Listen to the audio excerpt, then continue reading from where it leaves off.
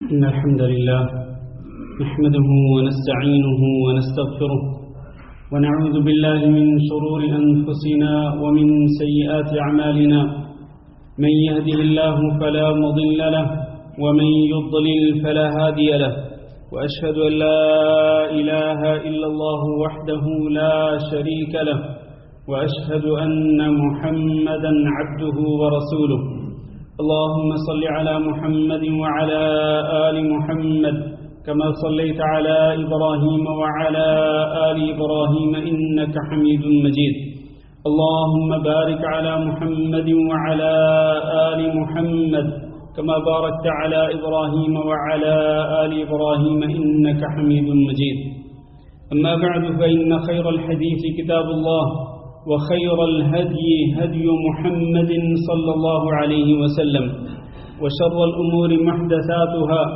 وكل محدثة بدعة وكل بدعة ضلالة وكل ضلالة في النار. أعوذ بالله من الشيطان الرجيم. يا أيها الذين آمنوا اتقوا الله حق تقاته ولا تموتن إلا وأنتم مسلمون. يا أيها الناس اتقوا ربكم الذي خلقكم من نفس واحدة وخلق منها زوجها وبث منهما رجالا كثيرا ونساء واتقوا الله الذي تساءلون به والأرحام إن الله كان عليكم رقيبا. يا أيها الذين آمنوا اتقوا الله وقولوا قولا سديدا يصلح لكم أعمالكم ويغفر لكم ذنوبكم ومن يطع الله ورسوله فقد فاز فوزا عظيما. قابل صد احترام بزرگوں، دوستوں اور بھائیوں، آج کے خطبہ جمعہ کی ابتدا میں سورۃ المائدہ کی آیت نمبر 90 اور آیت نمبر 91 بیان کرنا چاہتا ہوں. اللہ رب العزت نے اہل ایمان کو خطاب کر کے ان آیتوں کے اندر 4 چیزوں سے منع فرمایا ہے. فرمایا یا ایھا الذین آمنوا، اے وہ لوگوں جو ایمان لائے ہو، انما الخمر والمیسر والانصاب والازلام رجس من عمل الشیطان فاجتنبوه لعلکم تفلحون. یہ جان لو کہ 4 چیزیں وہ کون سی ہیں؟ الخمر، سب سے پہلے شراب، اور نبی کریم صلی اللہ علیہ وسلم نے الخمر کی جو ڈیفینیشن کی، جو اس کی تعریف کی، وہ کیا ہے؟ فرمایا کل مسکر خمر وکل مسکر حرام، کہ ہر نشہ آور چیز خمر کہلاتی ہے. لہذا شراب یعنی خمر کا ترجمہ صرف شراب کرنا اور اس سے صرف انگور اور کھجور کی شراب مراد لینا یہ درست نہیں ہے. خمر یہ جو پہلا لفظ ہے اس آیت کے اندر، اس کے اندر ہر نشہ آور چیز شامل ہے. وہ جو بھی ہو نشے والی چیز، کھانے والی چیز ہے یا پینے والی چیز ہے، ہر نشہ آور چیز، یہ پہلی چیز. دوسرا انما الخمر والمیسر، اور جوا جس کو ہم لاٹری بھی کہتے ہیں. اور اس میں آج کل بہت ساری سکیمیں چل رہی ہیں، جیسے انعامی بانڈ کی ایک سکیم چلتی ہے، ایک رائفل سکیم چلتی ہے، اور مختلف سکیمیں آج ہمارے ملکوں کے اندر رائج ہیں. تو یہ لاٹری یا یہ جوا یہ دوسری چیز. تیسری چیز والانصاب، اور جن چیزوں کو غیر اللہ کی پوجا کرنے کے لیے، پرستش کرنے کے لیے گاڑا جاتا ہے، وہ جو بھی چیزیں ہوں، چاہے کوئی پتھر کی بنی ہوئی چیز ہو، چاہے کوئی لکڑی کی بنی ہوئی چیز ہو، وہ کوئی بھی چیز ہو جس کو اللہ کے علاوہ کسی اور کی پوجا کرنے کے لیے گاڑا جاتا ہے، وہ اس میں شامل ہے. وہ ساری کی ساری چیزیں. یہ تیسری چیز والازلام، اور فال کے تیر. جاہلیت کے دور میں فال نکالنے کے لیے تیروں کا استعمال ہوتا تھا، جیسے کہ آج کل فال نکالنے کے لیے ہاتھوں کی لکیروں کو دیکھا جاتا ہے، چرخہ گھمایا جاتا ہے. وہ ایک خاص نقشہ سامنے رکھ کے بندے کو کہا جاتا ہے کہ آنکھیں بند کرو، اور آنکھیں بند کر کے اپنی انگلی رکھو، تو انگلی جس حرف پہ جاتی ہے پھر اس کو دیکھا جاتا ہے. یہ فال نکالنے کے مختلف طریقے ہیں، یہ سارے کے سارے اس میں شامل ہیں. یہ چاروں چیزیں کیا ہیں؟ اب ذرا توجہ رکھیے گا. یہ چاروں چیزیں ایمان والو اچھی طرح جان لو، یہ چاروں چیزیں رجسن، یہ ناپاک ہیں، پلید ہیں، من عمل الشیطان، یہ شیطان کے عمل سے ہیں، فاجتنبوہ، لہذا تم ان چاروں چیزوں سے بچو، لعلکم تفلحون، تاکہ تم کامیابی پا جاؤ۔ پھر اگلی آیت میں اللہ رب العزت نے خاص طور پر ان چار میں سے پہلی دو چیزیں ہیں ان کے نقصانات ذکر فرمائے۔ انما یرید الشیطان ان یوقع بینکم العداوۃ والبغضاء فی الخمر والمیسر، شیطان یہ چاہتا ہے کہ تمہیں شراب کے ذریعے اور جوئے اور لاٹری کے ذریعے تمہارے درمیان عداوت اور بغض پیدا کر دے۔ چنانچہ شراب نوشی کا اور نشہ آور چیزوں کے استعمال کا ایک نتیجہ کیا ہوتا ہے؟ آپس میں عداوت، دشمنی اور بغض اور نفرت اور کدورتیں۔ اور دوسرا العداوۃ والبغضاء، انما یرید الشیطان ان یوقع بینکم العداوۃ والبغضاء فی الخمر والمیسر ویصدکم عن ذکر اللہ وعن الصلاۃ۔ دوسرا نتیجہ یہ نکلتا ہے کہ شیطان شراب کے ذریعے، لاٹری کے ذریعے وہ تمہیں اللہ کے ذکر سے بھی روکتا ہے، نماز سے بھی روکتا ہے۔ گویا کہ شراب نوشی کے نتیجے میں اور منشیات، نشہ آور چیزوں کے استعمال کے نتیجے میں انسان اللہ کے ذکر سے دور چلا جاتا ہے اور انسان نماز کو بھی چھوڑ دیتا ہے، نشہ آور چیزوں کے استعمال کی وجہ سے اور لاٹری اور جوئے کی وجہ سے۔ آخر میں اللہ نے فرمایا تنبیہ کرتے ہوئے، فَهَلْ أَنْتُمْ مُنْتَهُونَ، کیا تم اے ایمان والو ان چاروں چیزوں سے باز آنے والے ہو؟ اب اگر اس کے سامنے، یعنی جب یہ آیت نازل ہوئی، وہ سچے ایمان والے جو لوگ تھے انہوں نے تو کہہ دیا تھا انتہینا، ہم نے چھوڑ دیا ان چاروں چیزوں کو، ہم باز آ گئے ان چاروں چیزوں سے، کیونکہ وہ سچے ایمان والے تھے۔ آج میرے سامنے وہ کیسے لوگ ہیں کہ جن کو یہ آیتیں پڑھ کے سنائی جائیں، اہل ایمان، اور اس کے باوجود بھی وہ ان چاروں چیزوں کا یا ان میں سے بعض چیزوں کا استعمال جاری رکھیں۔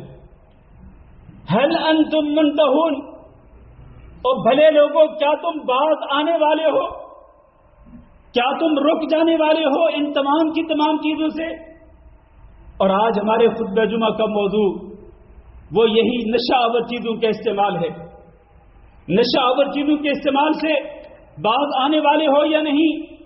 صحابہ اکرام نے جن کے گھروں کے اندر شراب کے مٹکے بھرے ہوئے تھے، انہوں نے مٹکوں کے مٹکے مدینے کی گلیوں کے اندر انڈیل دیے، اور انہوں نے یہ نہیں کہا چلو یہ تو پی لیں، بعد میں نہیں پیئیں گے۔ اور حتیٰ کہ بعض گھروں کے اندر اس کے دور چل رہے تھے، شراب کے دور چل رہے تھے، تو ان لوگوں نے وہ پیالے پھینکے، ہاتھوں کے اندر جو شراب پکڑی ہوئی تھی وہ بھی پھینک دیا، اس لیے کہ ان کے اندر جذبہ تھا سچی اطاعت اور فرما برداری کا۔ آج اگر کسی کو کہا جائے کہ سگریٹ نوشی چھوڑ دو، کیونکہ سگریٹ کے اندر بھی نشہ ہے، اور آپ نے ابھی سنا کہ ہر نشہ آور چیز خمر کے اندر شامل ہے، ہر نشہ آور چیز حرام ہے، لوگوں کو کہا جائے تو کہتے ہیں یہ جو ڈبی میرے پاس ابھی جیب میں ہے کم از کم یہ تو ختم کرنے دیں، میں یہ تو پی لوں۔ یہ شیطان کی ایک چال ہوتی ہے، وہ ڈبی ختم ہوتی ہے پھر دوسری آ جاتی ہے، پھر وہ ختم ہوتی ہے پھر تیسری آ جاتی ہے۔ میرے بھائیوں، اللہ تعالی نے خمر کو اور تمام نشہ آور چیزوں کو من عمل الشیطان قرار دیا، شیطانی عمل سے ان کو شمار کیا۔ لہذا شیطان جب میرے اور آپ کا دشمن ہے تو پھر ہمیں شیطان کی ان تمام کی تمام چالوں کو چھوڑنا ہوگا، ان تمام کی تمام چالوں سے اپنے دامن کو بچانا ہوگا۔ لہذا اللہ سے ڈریے، اور جو بھائی سگریٹ نوشی کرتے ہیں اور وہ اپنا پیسہ برباد کرتے ہیں اور وہ اپنے آپ کو بھی نقصان پہنچاتے ہیں، اپنے بیوی بچوں کو بھی نقصان پہنچاتے ہیں، اور تو اور وہ اپنے کندھوں پر بیٹھے فرشتوں کو بھی اذیت پہنچاتے ہیں، سوچیں ذرا کل قیامت کے دن یہ لوگ کیا جواب دیں گے جب وہی فرشتے اللہ کے سامنے شکایت کر رہے ہوں گے کہ اس بندے نے ہمیں بہت اذیت پہنچائی، اور پھر کہتے ہیں کہ کیا کریں، یہ نشہ لگ چکا ہے، یہ جان نہیں چھوڑ رہا۔ اور بھائی آپ خود اس کی جان چھوڑیں گے تو آپ کی جان چھوٹے گی، ورنہ اس لعنت سے آپ کا پیچھا نہیں چھوٹے گا اور آپ کی جان نہیں چھوٹے گی۔ میں اگر اس کو لعنت کہہ رہا ہوں تو میں بصیرت کی بنا پہ، علم کی بنا پہ کہہ رہا ہوں، میں جذبات کے اندر آ کر نہیں کہہ رہا۔ علم اور بصیرت کی بنا پہ میں اس سگریٹ نوشی کو اور جتنی بھی نشہ آور چیزیں ہیں میں ان کو لعنت کہتا ہوں، اس لیے کہ من عمل الشیطان، یہ شیطانی عمل سے ہیں، اور شیطان خود کیا ہے؟ ملعون ہے۔ شیطان پر اللہ رب العزت کی لعنت اور پھٹکار پڑتی ہے، لہذا جو بندہ بھی کوئی بھی شیطانی عمل کرے گا اس پر میں کیا کہوں گا، آگے آپ خود سمجھ جائیں، کیا وہ اللہ کی رحمت کا مستحق ہوگا یا وہ اللہ کی پھٹکار کا مستحق ہوگا۔ اللہ تعالیٰ نے سورۃ البقرہ کے اندر ارشاد فرمایا، یسألونک عن الخمر والمیسر قل فیہما اثم کبیر، یہ آپ سے پوچھتے ہیں الخمر کے بارے میں بھی اور جوئے کے بارے میں بھی، آپ ان کو بتا دیں فیہما اثم کبیر، بہت بڑا گناہ ہے ان دونوں کے اندر، ومنافع للناس، ہاں دنیا کے اعتبار سے کچھ فائدے بھی ہیں، لیکن وَإِثْمُهُمَا أَكْبَرُ مِن نَفْعِهِمَا، ان دونوں کا جو گناہ ہے وہ ان کے نفع سے، ان کے فائدے سے بہت بڑا ہے، لہذا وہ اگر کوئی معمولی فائدہ ہے دنیاوی اعتبار سے تو اس کو چھوڑ دینا چاہیے، کیونکہ اس معمولی فائدے کے مقابلے میں جو گناہ ہے وہ بہت بڑا ہے۔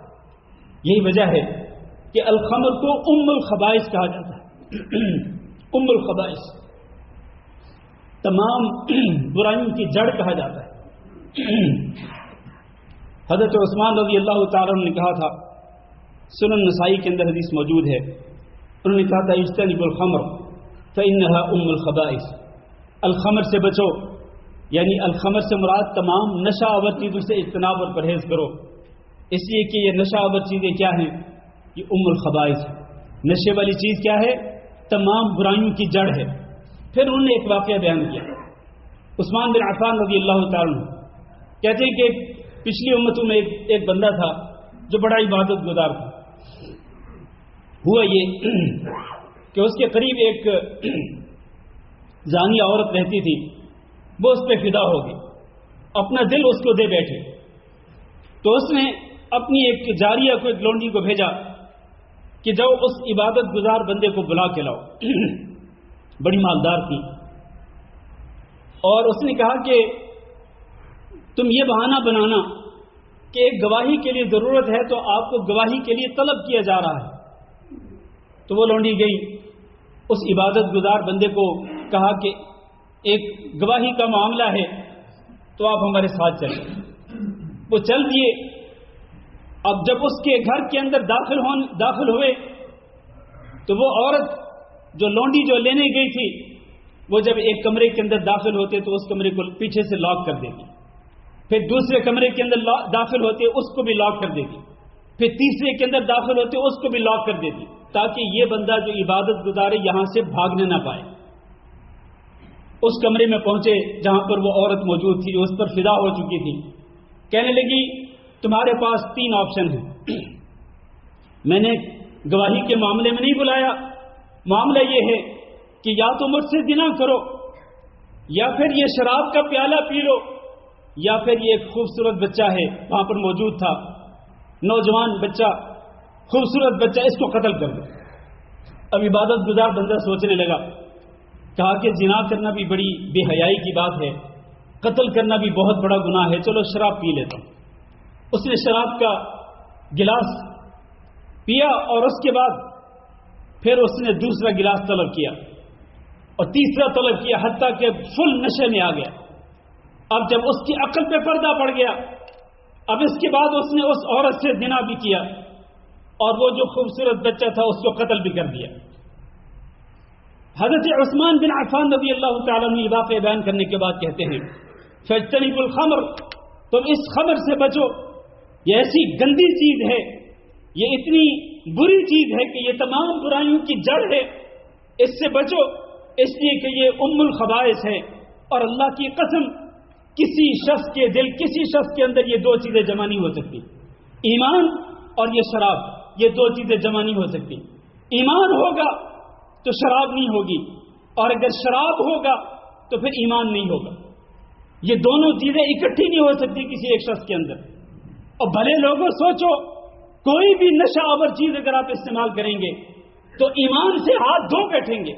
نبی صلی اللہ علیہ وسلم نے فرمایا کہ لا یشرب الخمر حین یشربها وهو مؤمن، کوئی بھی شرابی، کوئی بھی نشہ کرنے والا شخص جب نشہ کرتا ہے تو جب نشہ کر رہا ہوتا ہے تو وہ ایمان کی حالت میں نہیں ہوتا۔ یہ کون فرما رہے ہیں؟ نبی صلی اللہ علیہ وسلم ارشاد فرما رہے ہیں۔ اس لیے میرے بھائیوں، نشے والی چیزیں جتنی بھی ہیں ان سے بچو۔ نبی صلی اللہ علیہ وسلم نے ایک پیشین گوئی فرمائی تھی، آپ نے فرمایا کہ یشرب ناس من امت الخمر یسمونها بغیر اسمها، میری امت کے لوگ شراب نوشی کریں گے لیکن اس کا نام تبدیل کر دیں گے۔ آج نشے والی چیزوں کا نام چینج کر دیا ہوا ہے وہی الخمر ہی ہے، وہ شراب الخمر کا جو ٹائٹل ہے اسی کے نیچے سے وہ چیزیں شامل ہیں، لیکن نام چینج کر کے ان کو استعمال کیا جا رہا ہے۔ تو نشے والی چیزیں جتنی بھی ہیں ان کو چھوڑ دینا چاہیے۔ حضرت ابو موسیٰ رضی اللہ تعالیٰ عنہ کہا کرتے تھے، آپ دیکھیں نشے والی چیز کا استعمال کتنا سنگین اور کتنا خطرناک ہے۔ ابو موسیٰ رضی اللہ تعالیٰ عنہ کہتے تھے کہ میں اگر شراب پیوں یا اس ستون کی پوجا کروں، میں شراب پیوں یا اس ستون کی پوجا کروں، میرے لیے ان دونوں کے درمیان کوئی فرق نہیں ہے۔ آپ کو پتہ ہے کہ ستون کی پوجا کرنا یہ شرک ہے، سب سے بڑا گناہ ہے۔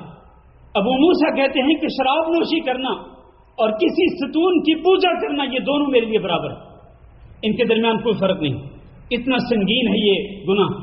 حضرت عبداللہ بن عمر رضی اللہ تعالیٰ عنہ بیان کرتے ہیں کہ رسول اکرم صلی اللہ علیہ وسلم نے فرمایا، جو شخص، میری امت کا جو بھی شخص کوئی بھی نشہ آور چیز استعمال کرے گا تو اللہ رب العزت اس کی 40 دن کی نمازوں کو قبول نہیں کرے گا۔ 40 دن کی نمازوں۔ یہ جو لوگ سگریٹ نوشی کرتے ہیں بڑے شوق کے ساتھ، ان کو سوچنا چاہیے 40 دن کی نمازیں رد کر دی جاتی ہیں، 40 دن کی نمازیں۔ اور جو لوگ شوقیہ طور پر کبھی کبھار ایک آدھا گھونٹ پی لیتے ہیں، کہتے ہیں نا تھوڑی سی پیتا ہوں، شوقیہ طور پر تھوڑی سی پی لیتے ہیں اور کہتے ہیں جی کون سا نشہ ہوتا ہے، ایک دو گھونٹ پینے سے کوئی نشہ نہیں ہوتا۔ اور اللہ کے رسول صلی اللہ علیہ وسلم کا یہ فرمان سنیں، فرمایا کہ ما اسکر کثیرہ فقلیلہ حرام، وہ چیز جس کا زیادہ استعمال نشہ آور ہو، وہ چیز جس کے زیادہ استعمال کی وجہ سے آپ کو نشہ ہو تو اس کی تھوڑی سی مقدار بھی حرام ہے۔ تھوڑی سی مقدار، ایک گھونٹ دو گھونٹ پئیں گے وہ بھی حرام ہے، ایک سگریٹ دو سگریٹ استعمال کریں گے وہ بھی حرام ہے۔ آج سوسائٹی، جو لوگوں کی آپس کی جو سوسائٹی ہوتی ہے، خاص طور پر نوجوان نسل، یہ آپس میں ایک دوسرے کو ملتے ہیں، اکٹھے ہوتے ہیں، چونکہ والدین کی طرف سے نگرانی نہیں ہوتی الا من شاء اللہ، تو پھر نتیجہ کیا نکلتا ہے؟ انہی دوستوں میں سے کوئی ایک دوست سگریٹ نوشی کرتا ہے اسی محفل کے اندر بیٹھ کر، تو وہ اپنے دوست کو کہتا ہے، ساتھی کو کہتا ہے یار ایک پی لو، کچھ نہیں ہوتا۔ دوسرے کو کہتا ہے یار تم بھی ایک پی لو، کچھ نہیں ہونے لگا، تم بھی ایک پی لو، کچھ نہیں ہونے لگا۔ وہ کچھ نہ ہوتے ہوتے کیا ہوتا ہے؟ وہ سارے کے سارے سگریٹ نوشی کے عادی بن جاتے ہیں، وہ خود بھی برباد ہوتا ہے اور اپنے ساتھیوں کو بھی برباد کرتا ہے، وہ خود بھی ہلاکت کی گھاٹیوں میں چلا جاتا ہے اور وہ اپنے ساتھیوں کو بھی ہلاکت کے گڑھوں میں لے کے چلا جاتا ہے۔ تو اللہ تعالیٰ سے ڈرنا چاہیے۔ نبی کریم صلی اللہ علیہ وسلم نے فرمایا 3 قسم کے لوگ جنت میں داخل نہیں ہوں گے، ایک وہ جو بات بات پہ احسان جتلاتا ہے، تیسرا وہ جو والدین کو چھوٹی چھوٹی بات پہ اذیتیں پہنچاتا ہے، والدین کی نافرمانی کرتا ہے، والدین کا دل دکھاتا ہے، وہ شخص جنت میں داخل نہیں ہوگا۔ اور تیسرا والا مدمن خمر، جو نشہ آور چیزوں کا عادی بن چکا ہو، وہ بھی جنت میں داخل نہیں ہوگا۔ میرے بھائیوں، میں نے ابھی بات کی ہے کہ نشہ کہ خمر جو ہے یہ ہر وہ چیز ہے جس کی وجہ سے عقل پہ پردہ پڑ جاتا ہے، امام حسن بصری کہتے ہیں کہ لو من شرب الخمر، کہتے لو کان العقل یشترى لتغال الناس فی ثمنه، یہ جو عقل ہے نا، عقل جس پر یہ نشہ آور چیزوں کی وجہ سے پردہ پڑ جاتا ہے، یہ عقل اگر بیچی جاتی تو لوگ مہنگے داموں اس کو خریدنے کے لیے تیار ہوتے. اگر یہ بک رہی ہوتی نا، یہ عقل اگر کوئی ایسی چیز ہوتی کہ یہ مارکیٹ کے اندر، بازار کے اندر بیچی جا رہی ہوتی تو لوگ بہت زیادہ سرمایہ خرچ کر کے اس کو خریدتے. لیکن تعجب ہے اس انسان پر کہ جو اپنا سرمایہ خرچ کرتا ہے اس چیز پر جو اس عقل کو برباد کر دیتی ہے. یہ بڑے سوچنے کی بات ہے میرے عزیز بھائیوں. اس سے میرے بھائیوں تمام کی تمام جو نشہ آور چیزیں ہیں ان سے بچنا چاہیے. اللہ کے رسول صلی اللہ علیہ وسلم نے فرمایا کہ کل مسکر حرام، ہر نشہ آور چیز حرام ہے. اور جو میں نے آیتیں دو سورۃ المائدہ کی 90 اور 91 ذکر کی خطبہ کے شروع کے اندر، ان میں 7 وجوہات کی بنا پر اللہ تعالیٰ نے 7 وجوہات ذکر کی ہیں ان دونوں آیتوں کے اندر کہ ان 7 وجوہات کی بنا پر یہ خمر بھی حرام ہے اور جوا بھی حرام ہے. لہذا عقل والوں کو عقل سے کام لینا چاہیے اور اس عقل کو برباد نہیں کرنا چاہیے، اس عقل کو نہیں بگاڑنا چاہیے ان نشہ آور چیزوں کے استعمال کے ساتھ. اللہ تعالیٰ سے دعا ہے کہ اللہ ہم سب کو سمجھنے اور عمل کرنے کی توفیق دے. استغفر اللہ لی ولکم ولسائر المسلمین فاستغفروہ انہ هو الغفور الرحیم.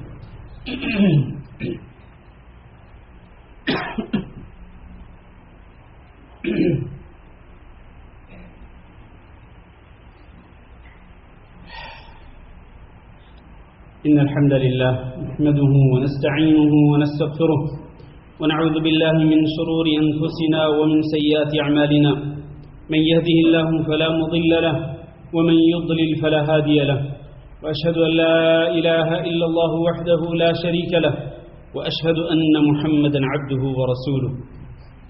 اللهم صل على محمد وعلى آل محمد كما صليت على إبراهيم وعلى آل إبراهيم إنك حميد مجيد.